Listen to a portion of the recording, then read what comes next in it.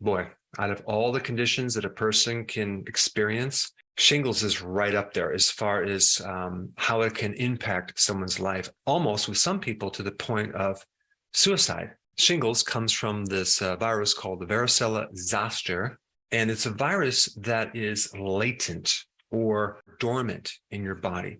So some people can experience this virus coming out of remission and creating this severely painful rash. So I'm going to talk about that, as well as what you can do to get some relief right now, as well as, well, more importantly, to keep this virus in remission. But to do that, you have to understand a little bit about the nature of this virus. So I first want to just share some data that really aligns with what we're going to use as a treatment. The first thing to know is that it's a weakness within your own immune system, which is kind of good news because it puts you in the driver's seat. You can control this virus if you understand a little bit about the immune system. But the first thing you need to know is that certain things will trigger this virus coming out of remission. Certain drugs will do it. Being on prednisone will do it, even though that sometimes is part of the treatment. But if you use this treatment too long, it creates a weakness, and then that virus starts coming out. Prednisone is kind of the medication version of cortisol, which is a hormone activated by stress. And so stress, because it can paralyze your immune system or lower your defenses, lower your white blood cells, can make you very susceptible to having this virus come out of remission. So anything that dampens the immune system or suppresses the immune system will cause this reactivation of the virus. This is why radiation is also a trigger of reactivation.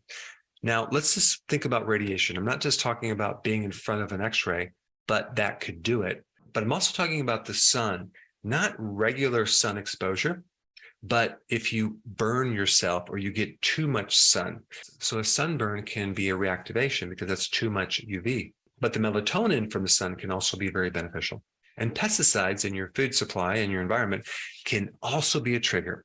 But there's something else that's much, much bigger as far as a triggering for this virus.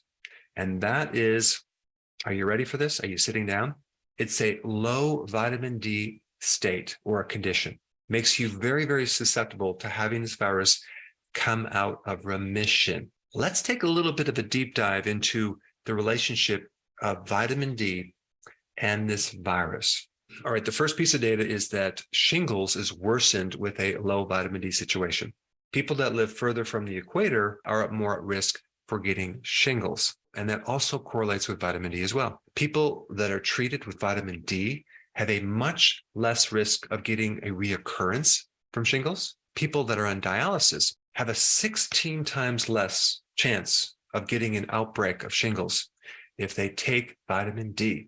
Another huge risk factor for getting shingles is people with high blood pressure. And it just so happens that 90% of high blood pressure is essential, which means it's an unknown cause. There's also a high correlation with people with MS that have outbreaks with shingles. And probably one of the best treatments that MS responds to is high doses of vitamin D. There are definitely hundreds of different ways that vitamin D helps or even controls or modulates your immune system. Vitamin D increases all sorts of different chemicals or weapons that your immune system uses to kill viruses. Vitamin D directly keeps viruses suppressed, not just this virus that's involved in shingles, but many different viruses, including Epstein-Barr virus and TB and respiratory viruses. And your white blood cells even have the ability to make vitamin D. Now, you're probably going to hear a lot more about this next thing I'm going to talk about,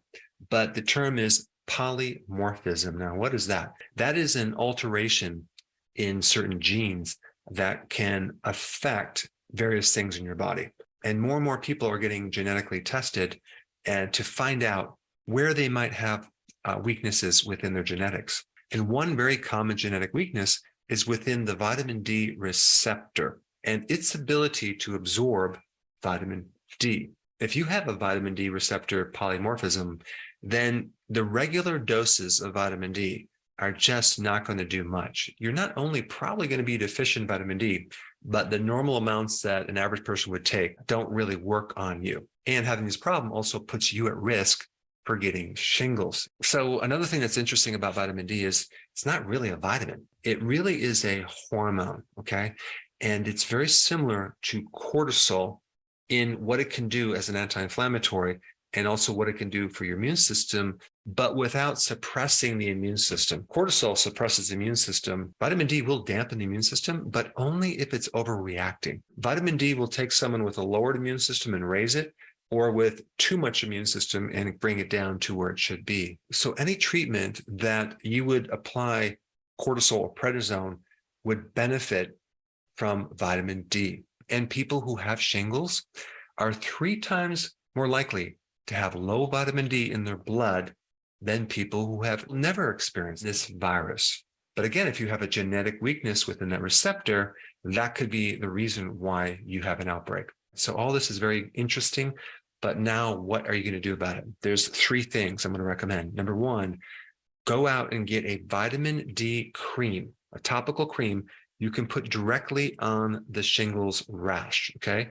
And you rub it in and you put this vitamin D into the lesion at least 3 times a day.